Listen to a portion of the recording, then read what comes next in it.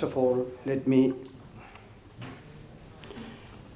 express my heartfelt thanks, gratitude to the Gateway Literary Festival for the wonderful opportunity to present my novel at this eminent gathering of writers and thinkers and young writers.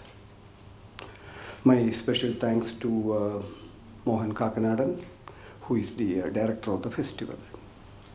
Equally, from my heart, I thank Dr. A.J. Thomas, one of the finest Indo-Anglian poets and currently the editor of Indian literature, and Jerry Pinto, and I have read him quite a bit, an exuberant storyteller and intellectual of our times, for so kindly releasing my novel in Mumbai.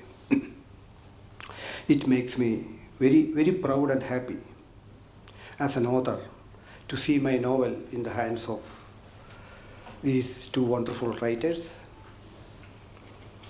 in the presence of an audience of book lovers and of young writers. I was told that the festival was focusing on young writers from across India. I've been asked to deliver the valedictory address, for which privilege I thank the GLF. I shall make this speech very short. In fact, it's a very, very political speech, or rather, I don't know how to describe it. Especially after after a 2-day long deliberation, I don't want to talk very long about this. Youth power is the theme of this festival, and it makes one very happy to see that award-winning young writers, I think at least few of them are here, perhaps a few are here, from 22 languages of India are gathered here for this festival. That's a very big step. I do not know them personally. Actually, I have hardly met any of them, nor have I read many of them. But I can imagine their trials and tribulations and adventures and accomplishments, since I too was a young writer once upon a time and have gone through all these things.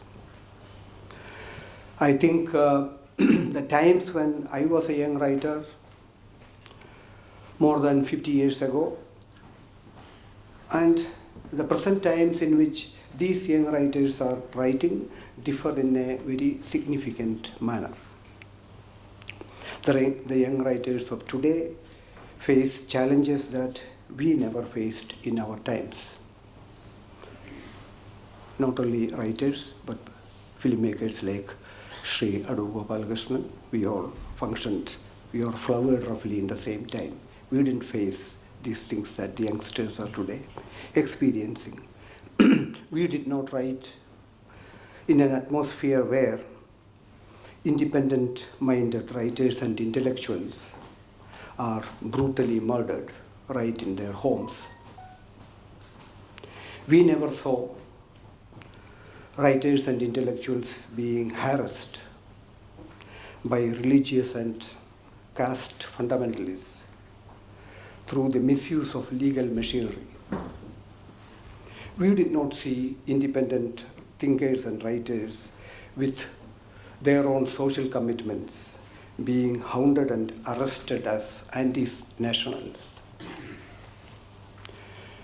We did not grow up as writers in a time when fanatics combed through books looking for material that, quote unquote, hurt their religious and caste sentiments.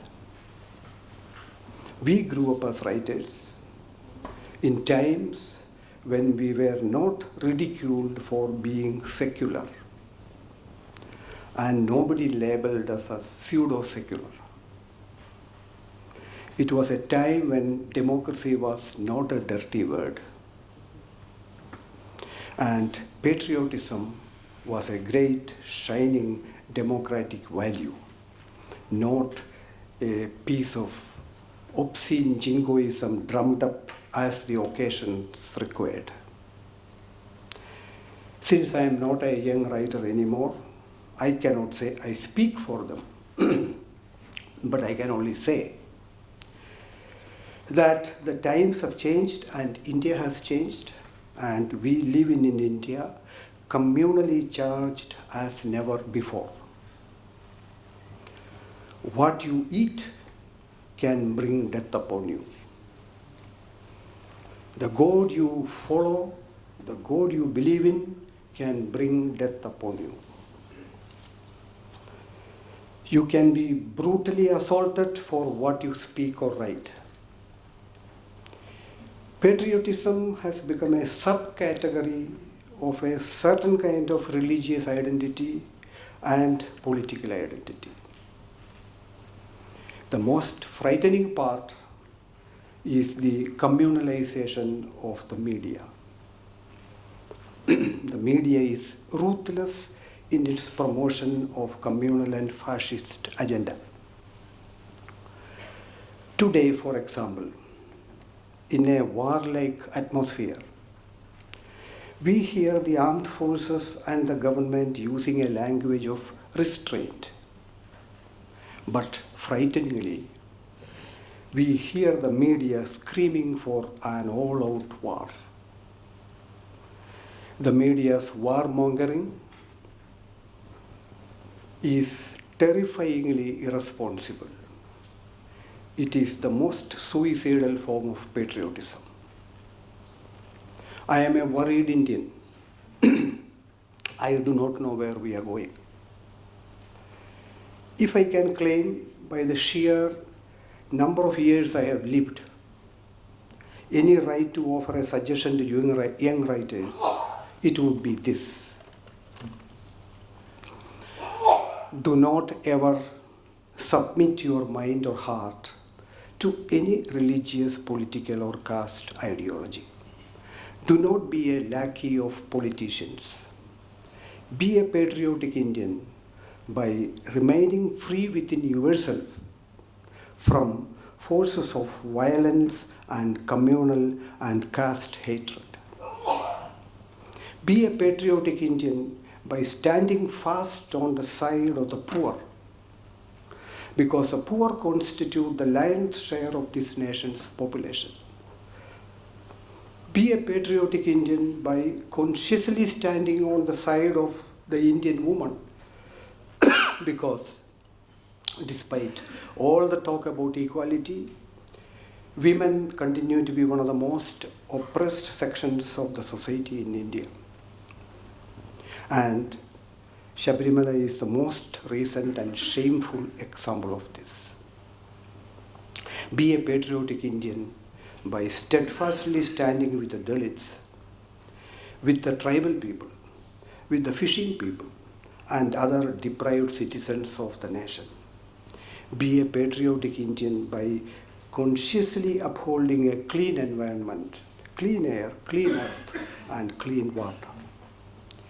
Even if, for the young writers, even if circumstances force you to pretend to be submissive to the establishment, to the powers that are calling the shots, in your heart of heart,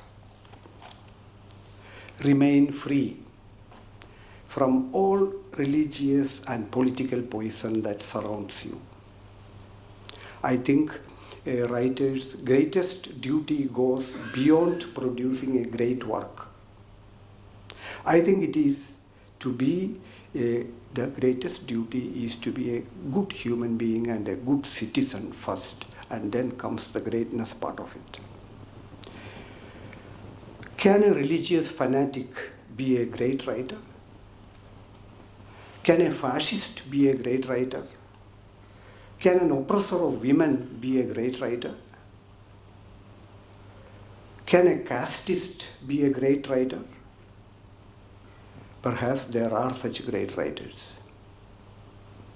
But I would say shame upon that greatness. They are double-faced traitors who betray their readers, betray the society, and sadly betray their language, and betray the nation. The thought I would like to share with young writers on this valedictory occasion is this. Perhaps the time has come to love your nation more than literature. The time has come to protect India from peddlers of religious hatred and from warmongers. The time has come to protect the great Indian democracy at any cost.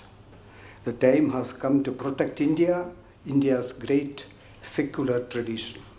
The time has come to protect the multicultural and multi-religious greatness of India, represented by the young people from the 22 languages that are here.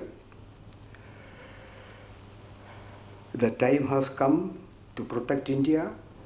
If there is no India, then what are we? Thank you.